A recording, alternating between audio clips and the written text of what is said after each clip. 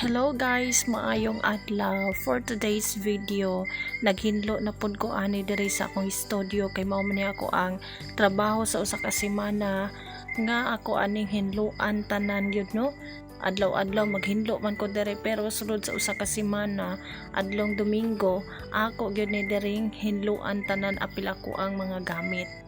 Og makita gid ninyo sa ako ang video kung unsa kalisod akong sitwasyon mao nay giingon ba nga bisag unsa kalisod sa sitwasyon mapangitaan jud nato pamaagi kung gustohon jud nato nga mulihok, gustohon jud nato nga naatay mabuhat.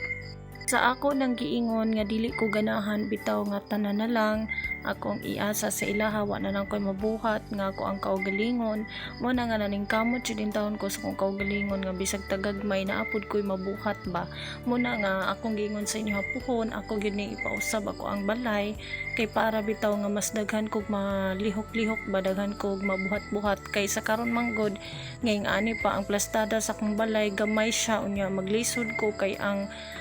kinini ang mga kahoy medyo gabok na so mauna nga puhon kung kaloy-an mapausab na ko ni dinhi mas daghan akog malihok no daghan akog matrabaho daghan akog mabuhat.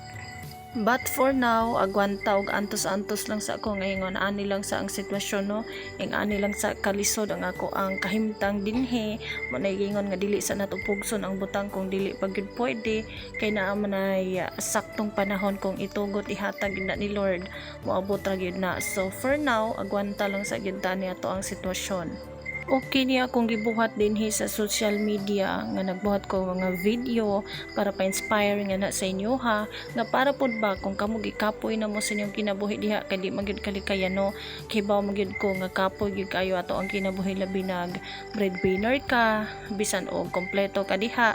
pero kay kinahanglan man kang mukayod maning kamot para in town sa imong kaugmaon ug para sa imong pamilya di ba mo na nga dili gid na kasayon ang kinabuhi dili gid lalim ang kinabuhi gusto na kong muhatag kadasig sa inyo ha ba nga bisan nakita ninyo akong sitwasyon nga lisod jud kaayo na pero naning kamot ko niliho ko ni trabaho ko bisan og lisod jud kayo bugat na gali akong likod dala-dalaon di ba bisan maghigda ko bugat gihapon na siya samot pa nga lihok-lihok ko magtrabaho ko mao na nga manghinaot ko nga kamo dihang nagtan-aw ani kong video ma-inspire mo din ha sa tanan nagtan-aw di mo ko makaingon nga tanan jud ganahan sa ko tanan na inspire sa ako apoy uban nga